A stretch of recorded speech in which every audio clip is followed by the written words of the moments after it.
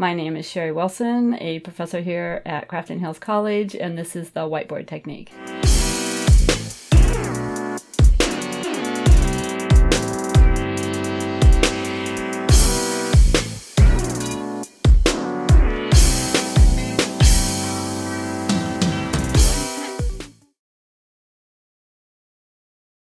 In the whiteboard technique, what I've done is I've kind of maximized student involvement and engagement in the classroom by getting the entire class up to the whiteboards all at one time.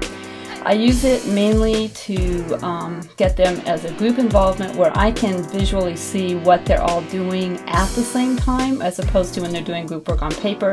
You have to walk around, look over their shoulder. This way I can kind of stand in the middle or just wander around the room and easily and quickly see what every student is doing. It helps us to collaborate as a team a lot when we can see and when we can work with the other classmates on the board.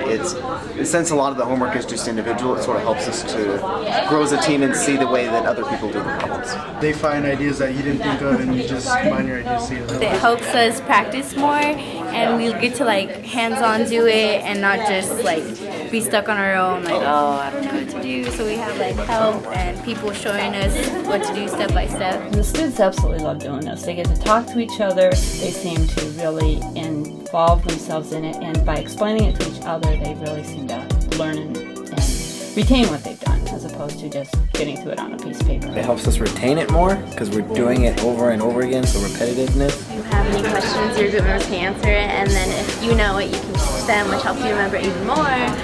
And the teacher walks around and helps you out too. I hated going to the board by myself and doing a problem in front of the class. You were always nervous and scared, so I've never asked students to do that. But by having the whole class up at once, they're all much more relaxed and they don't feel intimidated that somebody's judging that they might make a mistake. When you're working things out, you realize what parts of the problems you don't understand, as opposed to when you're watching the lecture, the teacher will just kind of do something and you'll just kind of be able to follow along, but you wouldn't really actually be able to do it yourself. You have to have some kind of material that is easy for them to display to each other. You want to make sure you have a specific goal in mind as to what you want the students to achieve. It allows you to figure out where you're getting tripped up, and then you can find out where you need to get help. Secondly, you want to make sure that the students are comfortable doing this. The first 3 or 4 times we did it, they didn't go so good because they were a little afraid of it.